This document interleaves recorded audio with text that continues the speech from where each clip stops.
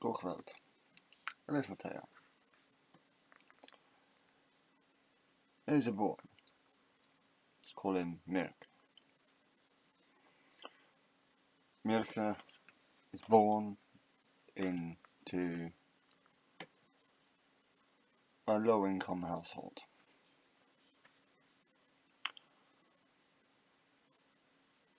His father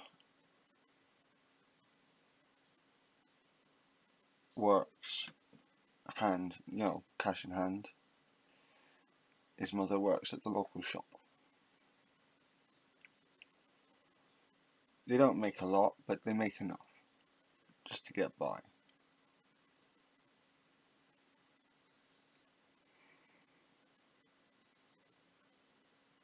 The boy sees that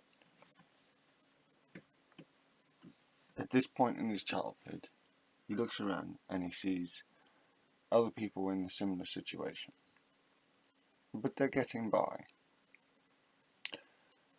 A few years goes by. The boy is now a teenager, and the man has lost his job.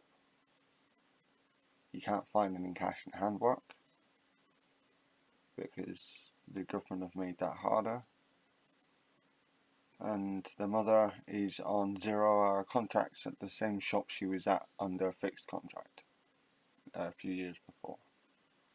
So if she works, she's not sure how much she gets paid, and again, that's if she works. So they are on benefits, let's say universal credit. Mirka looks around and he sees that everything is getting worse,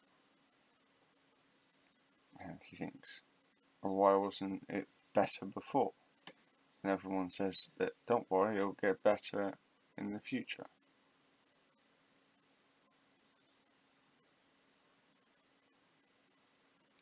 The boy looks around and he sees that in the few years since the last time he looked around and saw the situation around him, that it was not the same.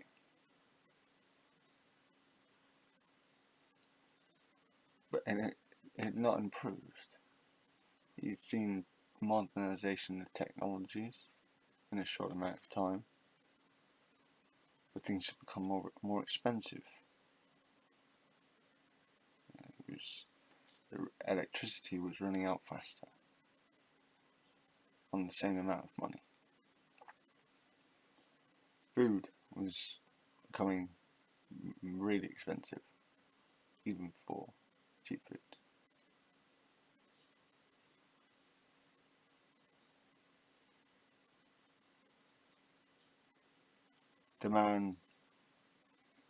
The young boy sees his father, who is struggling, and the father turns to crime. He's thrown in jail. And this is a man who wasn't doing anything illegal before, not really. He would just, the jobs he would get were cash in hand, but he still worked. But because he could no longer get these cash in hand jobs, what else was he to do to bring in money? So he tried to start stealing and selling to fences, got him in a lot of trouble. Tried to start dealing, got him in a lot of trouble. His wife, she didn't go down the really bad routes, but she got into obsessive little things like with coupons, making every little penny go as far as possible. No treats for the boy. His school uniform, he's laughed at in school. He looks around, the boy sees that the uniform he has, that is second hand, third hand maybe, is tattered. Even at the beginning of a school year, he looks and he sees that most others are, have clean clothes. And outside, he sees that whilst it is getting worse for others, it's not quite as bad as it could get. So he thinks to himself, he looks around and he sees and he thinks to himself, don't worry, it will get better. Because that's what everyone tells him. Don't worry, it will get better. Another few years go by. The man, the teenage boy, he's now become a man. And his father doesn't speak to him anymore, doesn't know where he is, doesn't know what happened to him. His mum,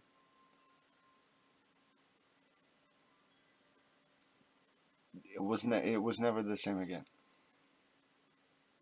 She had to rely on benefits and then on a pension that barely pays anything. And the young man, at this point, he's looking around and he's seeing that the situation from before is now spread. He looks around, the young man, and he sees more and more people like him in his situation. People from different backgrounds, but they all are ending up in his position. And he looks and he sees the people in charge are living in more luxury and more ease than there's ever seen. But despite the advances in technology that still happened, life for him is still being made harder.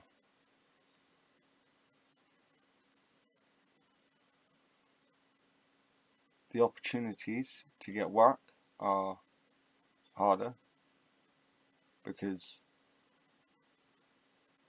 for him, being a young person, he has to take any job he can get, which means 0 contracts. It means the worst pay imaginable,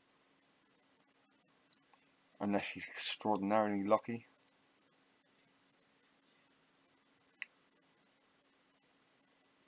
So this young man bands to get looks and sees that other men and women of his age from different backgrounds are in a similar position. And what do? They band together. And they'd have different ideas. These different groups have different ideas on how to fix the problem.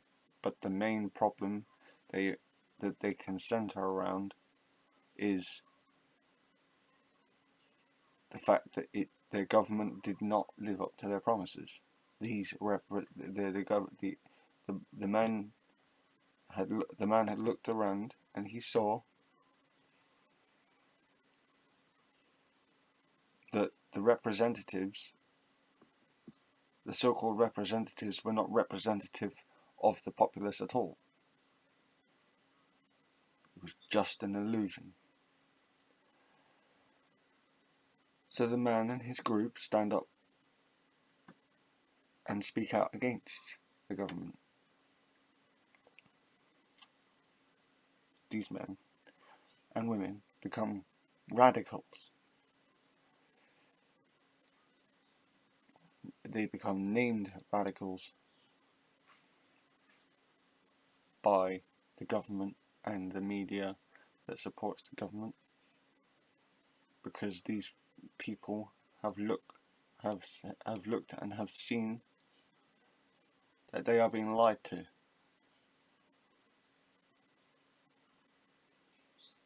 And they cannot take it.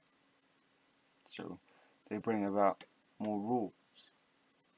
More people then look and see, because these rules begin to impinge on their lives as well.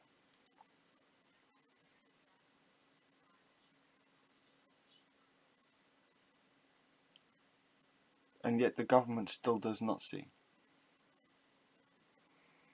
The people at the top in their big corporations that take all their profits, while growing numbers of people starve. They don't care, and they just want more. But they don't see. And if they do see, they don't care. But more and more of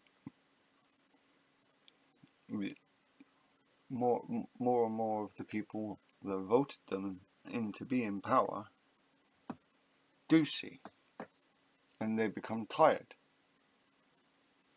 sick and tired of being misrepresentatives by these being misrepresentative by these so-called representatives. So, in using weapons of word, using weapons of mass protest, street protest, they take their fight to the people at the top who do not see. They don't do it just for the hell of it, because they want to fight, because they are pure anarchists. They do it because they see, and the people at the top don't, and they don't care to see for the most part.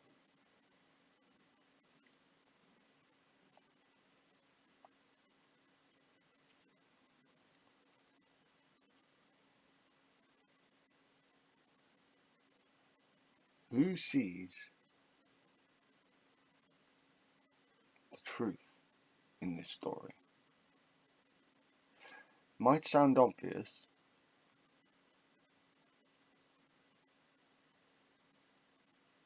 but if there is always a balance to the scales, who sees the truth in this story? Who sees what in this story?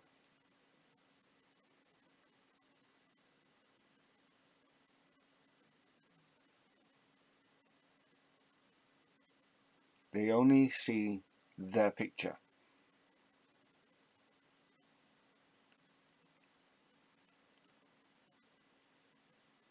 But when their picture becomes so similar to other people's pictures, it's no longer just their picture. You end up with a sort of mosaic. But it all fits, nonetheless.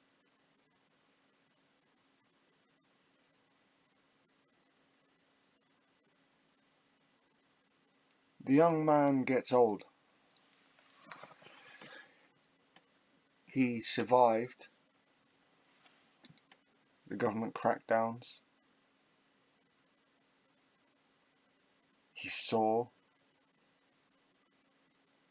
how they did not care, and he saw how the rules were shifted so that representatives who were not representative at all were able to stay in place, despite being very misrepresentative.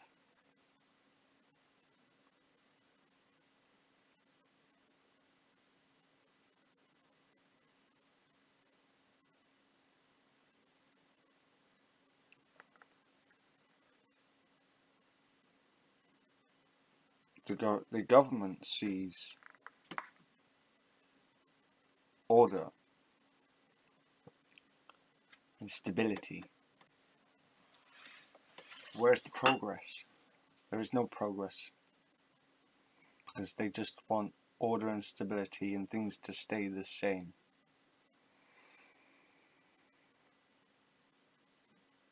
we always only see, it seems, a snapshot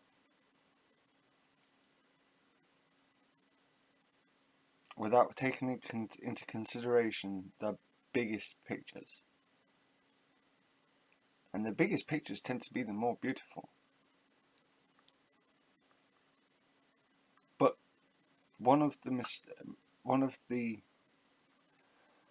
things that's misconstrued about big pictures is that the big picture is made up of all the little pictures. This fundamental point is a major reason why, to me anyway,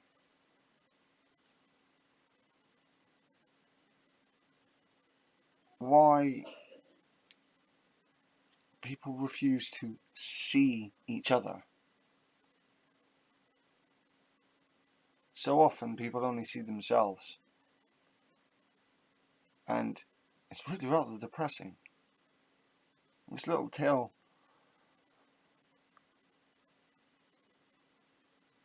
is a message. Open your eyes, see the bigger pictures, but notice the little pictures that make up the bigger pictures. Sounds confusing, but it'll make sense if you can see it.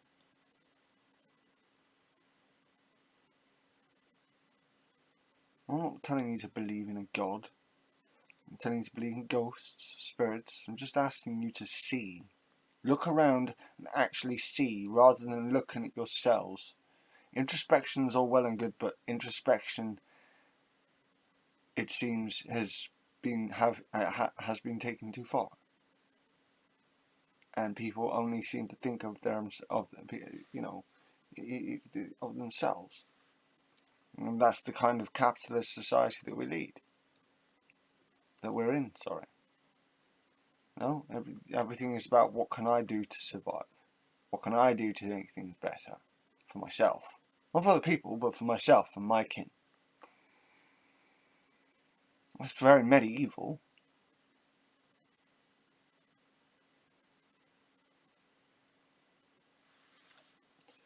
It's very feudalistic.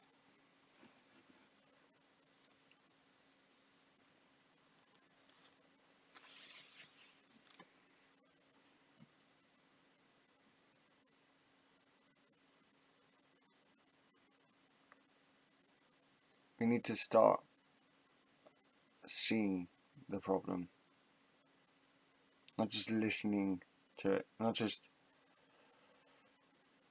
looking at it, but really see it, if that makes sense. And that means all of the picture, not just the little picture that you like or that you've chosen to see. The whole picture matters, and the whole picture is made up of all the little pictures.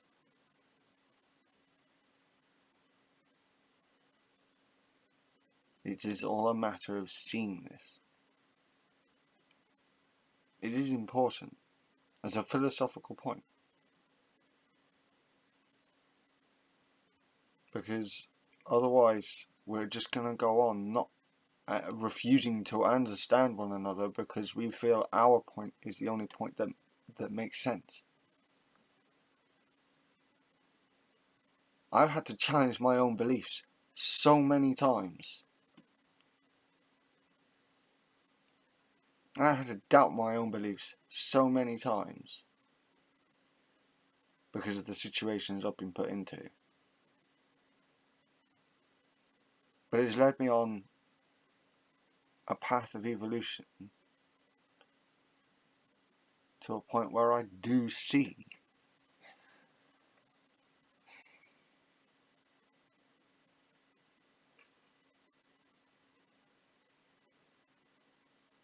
There are many distractions, and there is plenty to see. But to be focused on only ourselves and our own problems, to the exclusion of everyone else's, despite the fact that most everyone else's problems are interrelated in one way or another.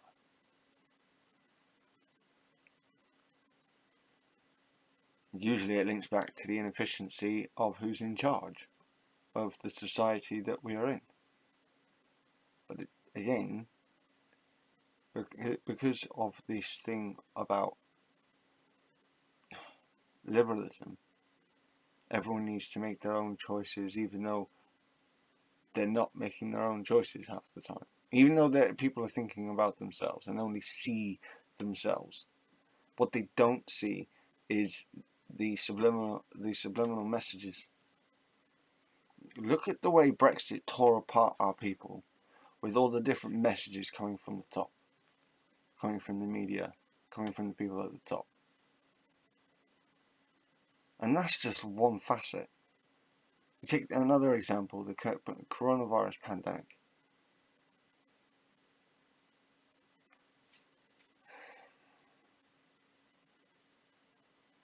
People were trying to say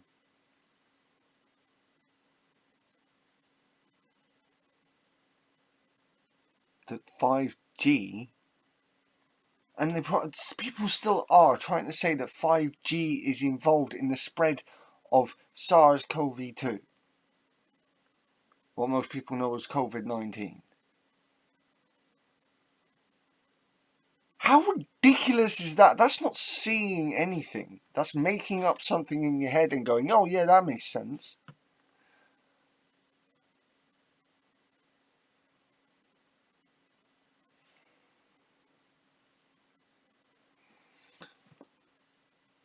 We need to see, and we don't need, if we're going to see past lies, we need to learn to see everything.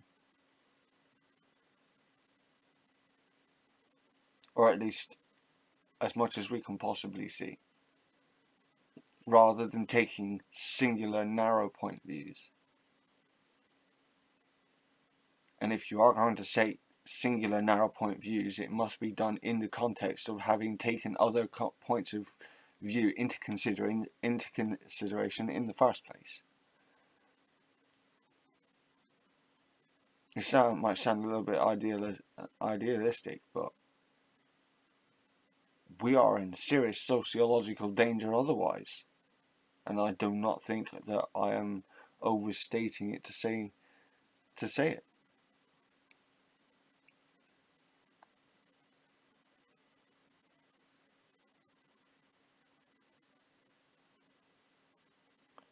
I tell these little stories in the tradition of a bard.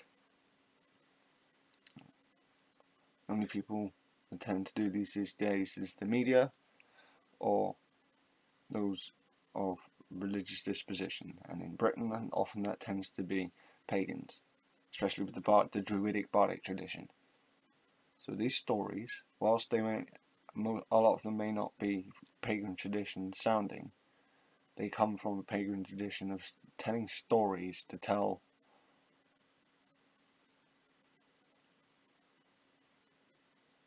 life, to tell others about, to advise others about life.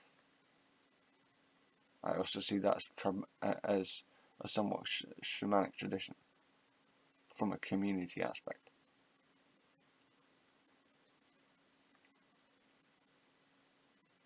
We evolve. We don't just stay the same, but we don't necessarily have to get worse. That's one of the big problems.